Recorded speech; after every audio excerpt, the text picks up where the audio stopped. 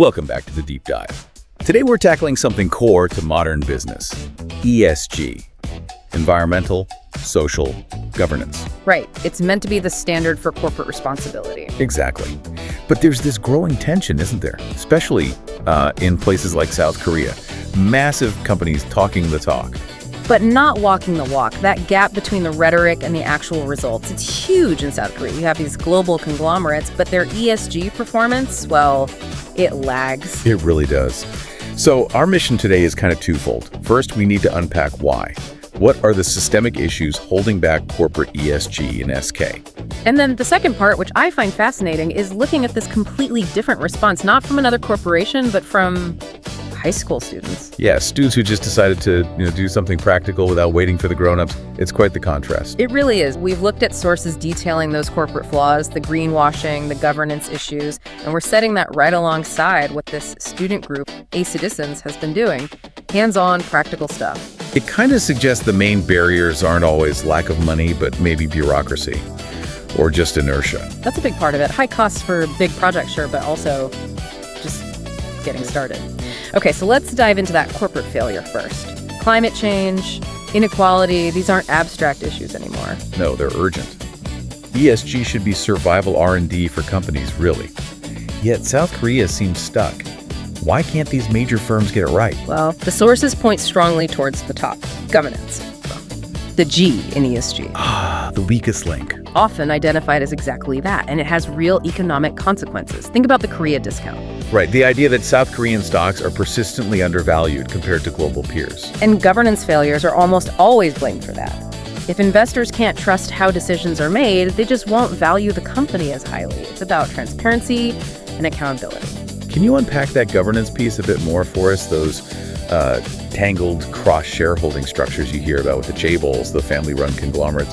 How do they actually cause poor governance? Okay, so imagine a company A owns shares in B, B owns shares in C, and C loops back to own shares in A. Right, a circle. Exactly. It means the founding families can control this whole web of companies with maybe only a small actual stake in each one. It's incredibly opaque. So outside shareholders or even the public can't easily see who's really pulling the strings or hold them accountable. Precisely.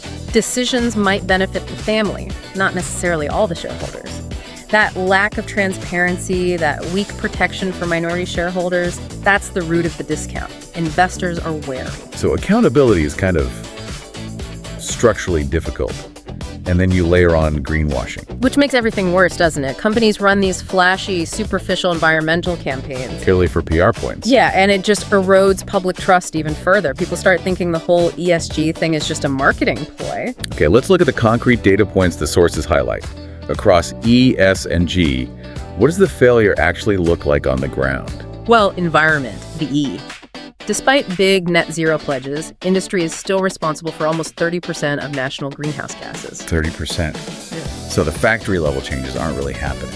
The reports suggest they're minimal. Lots of talk about future plans, maybe R&D, but not much on immediate operational cuts or changes. And the S, the social aspect, the numbers there are sobering. They really are. South Korea's workplace fatality rate is among the highest in the OECD. Among the highest. That's not just a statistic, that's a huge human cost. It feels like a fundamental breakdown. It suggests the S pillar isn't just weak, it's critically flawed at the foundation.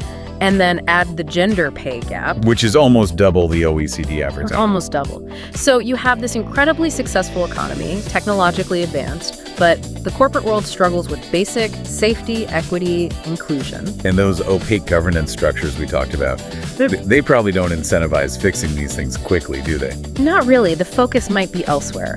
So that's the picture on one side. Huge corporations, lots of capital, but tangled up, struggling with basics. Okay, now for the contrast. Enter the Attisons. Yeah. High school students from Seoul International School, founded April 2025.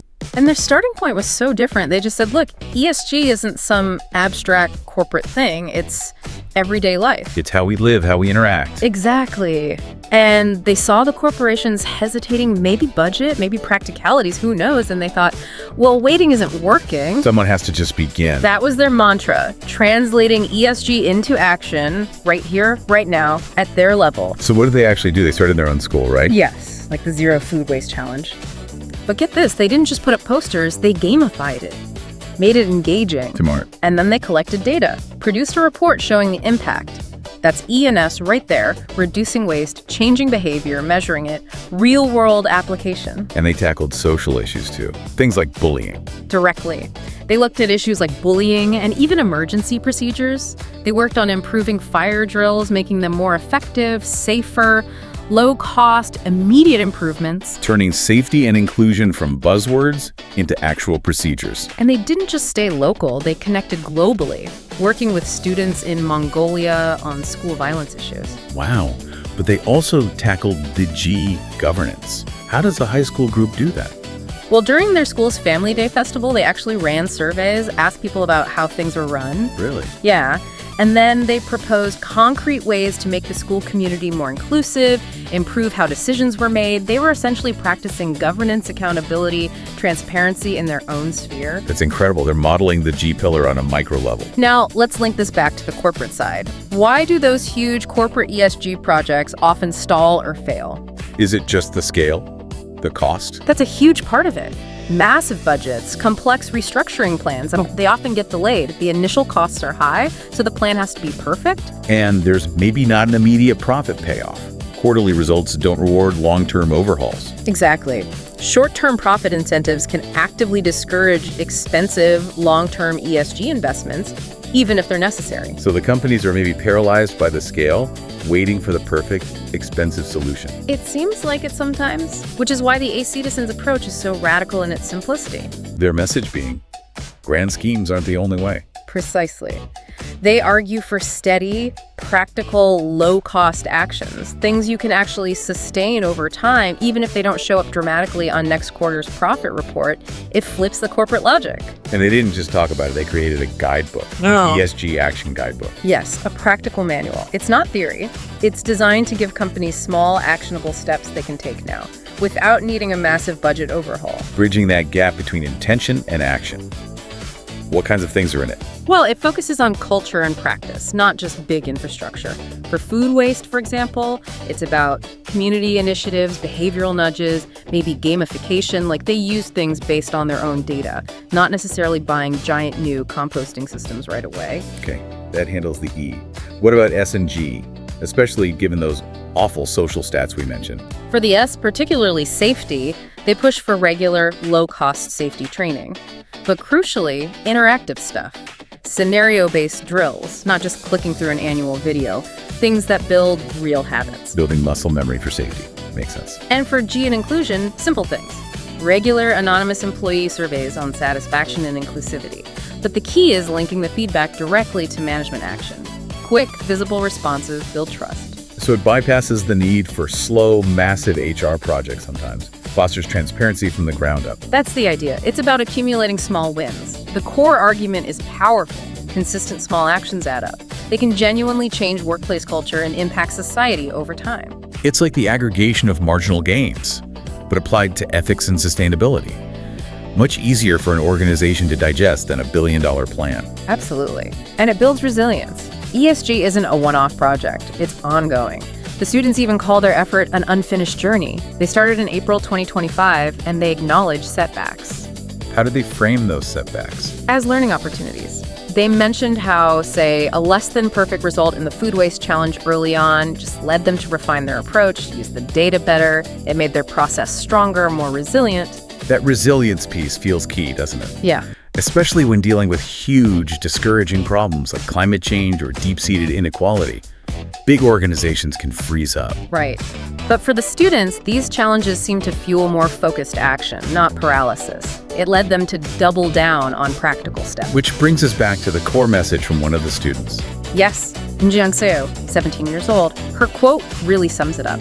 ESG isn't optional, it's essential. And action is needed now from everyone, companies and individuals. No more delays. That's the bottom line, isn't it? The A Citizens are demonstrating what ESG looks like when it's procedural, practical, human, resilient. Meanwhile, many of the conglomerates are still, as the sources suggest, kind of tangled in reports and promises. And now the students want to talk directly to these companies. offer their insights. Yes, they plan to share their experiences, explore collaborations. Imagine high schoolers consulting with chaebols on ESG implementation. It's almost absurd, but it highlights the core issue. It's not always about capital. It's about commitment and practical action. They proved that small-scale, committed action done well can drive change more effectively than just throwing money at PR campaigns. They made ESG real. Okay, so let's recap this deep dive. We started with the systemic issues in South Korea's corporate ESG landscape. The opaque governance, the Korea discount, the greenwashing, those really worrying social metrics. A picture of inertia and unfulfilled potential, really. And then we contrasted that sharply with the A citizens. High school students, zero budget, but taking tangible, data-driven steps. Redefining ESG as daily practice. And showing that maybe the biggest hurdles for corporations aren't just cost, but the focus on immediate profit and a reluctance to start small and build consistently. They offered a different path. Which leaves us, and you, with a final thought to chew on. If these students with literally no budget can create measurable ESG improvements in their own small world, tackling waste, violence, even governance, what does that say about the obligations of huge, wealthy corporations struggling with the very same things? What's the real barrier? Right. And perhaps more personally, what small, low-cost, resilient daily practice of ESG could you implement, starting today, to move beyond just talk and actually start building change?